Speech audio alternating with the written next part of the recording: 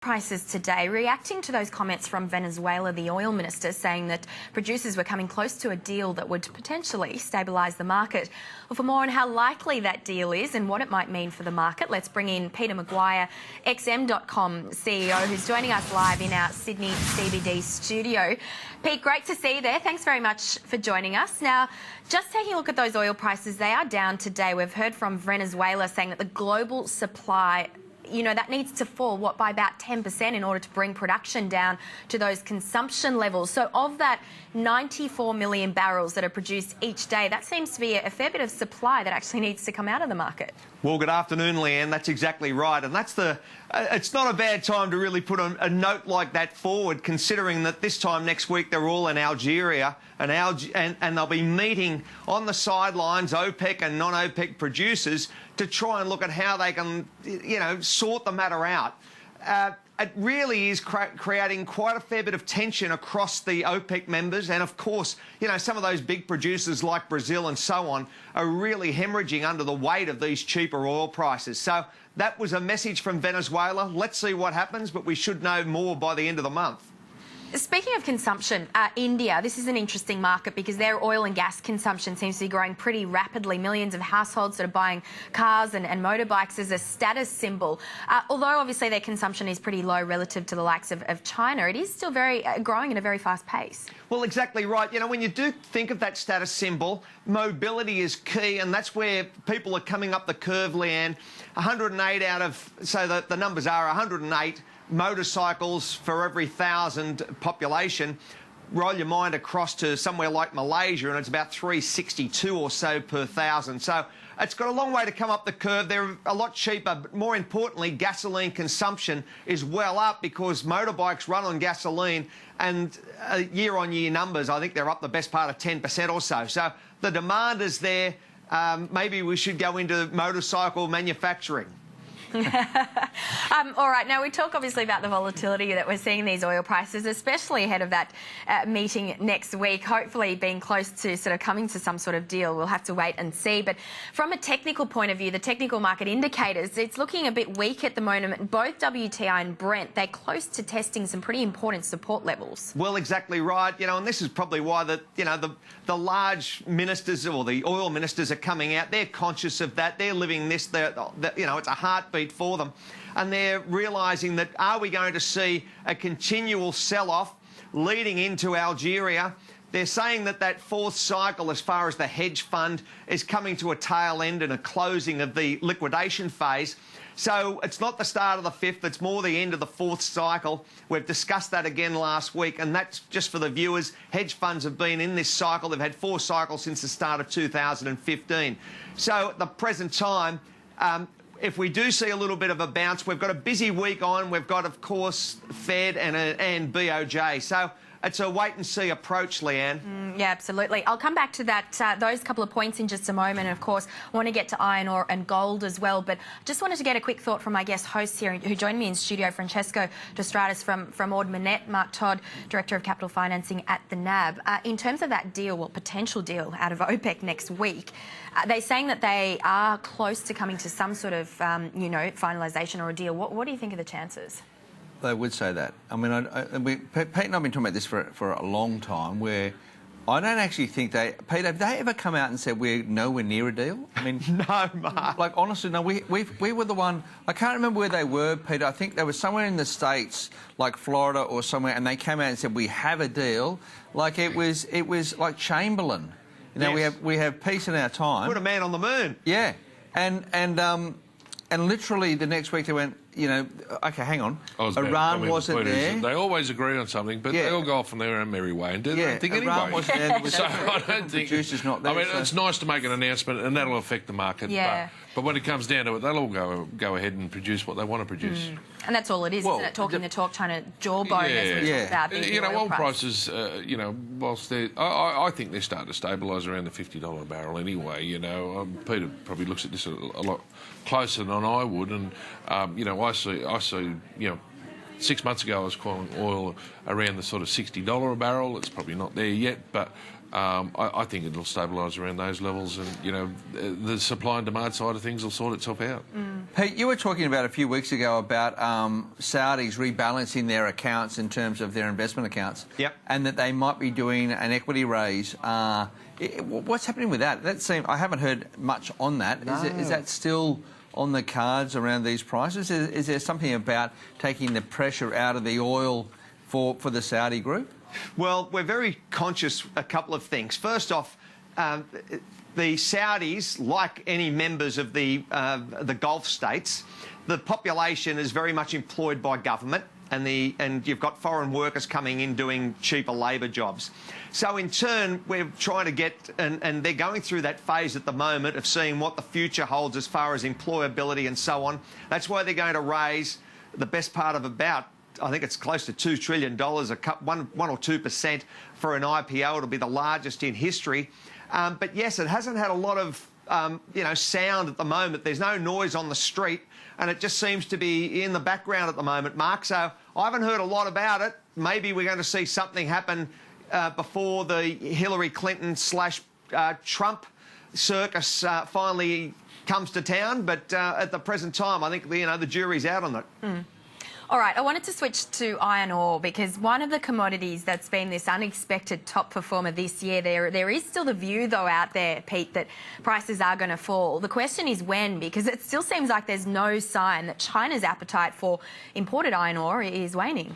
Well, exactly right, Leanne. The prices are up 28% or 29% for the first 8 months of the year.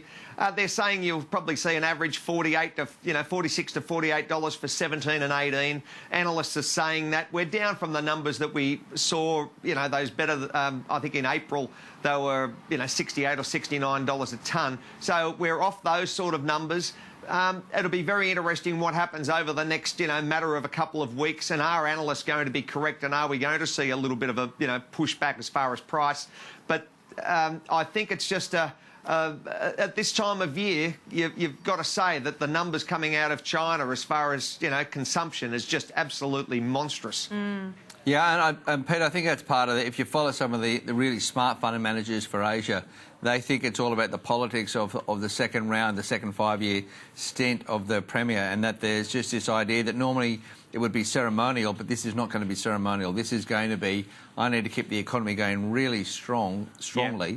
So I'm not suggesting it's like Putin, but it's just that what's the legacy look like, and then who is the next leader? And it's part of the reform agenda. They're trying to leave their mark, and I guess they can afford to take some hits around the changing of their economy. Yeah, and on the supply side, I've seen some news that some of the really low-grade stuff coming out of their Chinese mines is being shut down. So supply side reaction there as well. Pete, that's exactly right. Yeah, they would be prepared to let some of these SOEs go to the wall. And that's, what's your thoughts on that? The idea that they'll be able to sustain the economy while at the same time change the economy around, which is the businesses they want to be into. Cement, iron ore doesn't seem to be the two that they'd like to be in at the moment. No, well, that's right, and and that's why the import is so strong from other corners of the globe. I know Australia's done very well out of it, and of course Brazil. So the appetite, we think it will maintain over the next couple of years. We don't see any pushback, and you're looking at those numbers; they're up about 9% year on year. So it's very, very strong, and certainly prices may come down a little bit. That may be just a bit of toing and froing. It's hard to put a forecasted number where you're going to see prices 18 and 19, but the market's saying 46, 48. It'll just be a little bit of a wait and see. But I think you're right, Mark, as far as, that 5-year plan, they need to see that 6-7 plus GDP number, and that's what they're maintaining. Francesco, do you have a view, as Pete was saying, a lot of analysts turned sort of cautious, a lot of pessimism creeping back into the market. What are your thoughts on where we'll see iron ore headed? Oh, look, I think it's gone further than I thought it would have. It's trading around the $60 a tonne. I would have thought sort of 45 to 50 might be sort of fair in the marketplace. But, when you've got that supply side response in China, demand picked up a little bit, as Mark mentioned, with, some of the spending going on in China. I look, it's not unreasonable for where it's trading at the moment. But, the Chinese are renowned for stockpiling too. So they'll go through a phase of buying and buying and buying, and then they'll go, we'll have a rest for a little while. And I think that's what you'll see the iron ore prices start to settle down a bit. And you know, when you've got to look at the tail of all this too. Oil prices are similar. You know, you've had significantly high prices for quite a long period of time, you know, a couple of years, and they've come back significantly. They're always going to bounce off the bottom, and then they're going to overshoot the market a little bit going up as well. So, you know, it's just normal market volatility, I think, coming into play as well. Okay. All right, Exactly. fantastic. Pete, I wanted to get back to you and talk gold prices, because I noted that they did edge up in Asia today. Cautious trading, of course, ahead of the Fed's meeting. The majority of people, obviously, you know, not expecting a rate rise, but a lot of this uncertainty over the Fed's timing of a possible interest rate hike is keeping a lid on those gold prices, it seems. Well, exactly right. You know, the barometer, from what we look at, of course, is the 2-year. You're seeing that at around about 11 or 12%, you know, chance of a rate rise for September. So that's nearly to the point of washed out. I think it's under 50% now for December. So when we take that on board, there's every chance that gold is going to, unless you see something dramatic happen, and that could be the, you know, if it's an unknown yet who is elected in the White House, and I think that's the next issue that could greatly affect as far as gold pricing. So at the wait and see at the moment is certainly, you know, where the US dollar trades. There's nothing out there really pushing it around too much unless you see something dramatic come out of BOJ or the Fed. So, Leanne, at the present time, it's sideways trading. With the BOJ, do you think they could steal the thunder from the Fed this week, potentially, if they choose to give more monetary stimulus? Well, they may well do. I mean, we all understand where they are, Arbenomics, and where they're looking at as far as, you know, their growth numbers and what they're trying to achieve as far as inflation. Their hand is certainly on the wheel, and I think it's pretty much a response will be whatever is required to get, you know, Japan kicking along. They've been languishing for a hell of a long time, though. The Nikkei's had a really nice run-up over the last couple of years, but it's off from its peak a little while back. So it's just they're tempered at the moment, but nothing would surprise me with the BOJ. Pete, the way I think about it, it seems to be we've lost confidence in central banks, that they put their hand up and saying we're probably at the end of what we need to be able to do, or the capacity of what we can do. Is that of greater concern in the commodity market space, where they're saying if you like, the central bank put is now, you know, have to reprice it. The delta has changed. So what's the value of the put when you think you aren't going to have a central bank there to buy it off you?